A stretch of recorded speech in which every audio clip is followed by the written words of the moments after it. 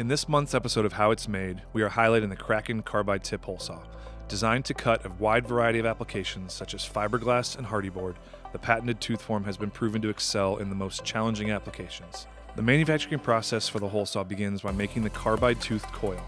We mill the variable pitch tooth form into a high alloy steel backer strip.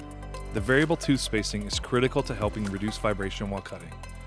From there, we move the material to the carbide tipped welding process, where a resistance welder fixes the carbide cylinder to a precise location and melts the tip to the backer, creating a welded bond.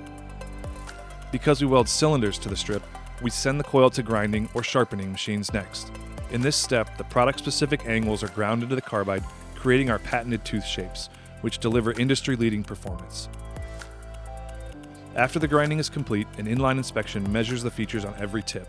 This ensures that each tip is laser sharp and ground to the correct specifications every time. The material is then wound back into coil form with an interlay material to protect the carbides.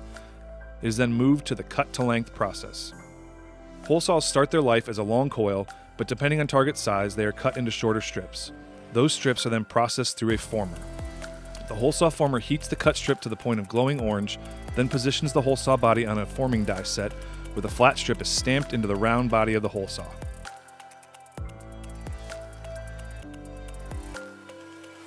Another critical component in the hole saw manufacturing process is the saw cap.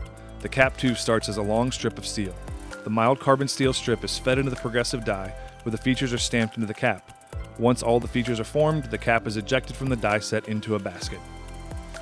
We are now ready to mate the cap and saw body together in the saw welding room. We use a TIG welding process to fuse the two components together. After welding, a heat treat cycle is used to achieve the correct functional hardness of the weld joints.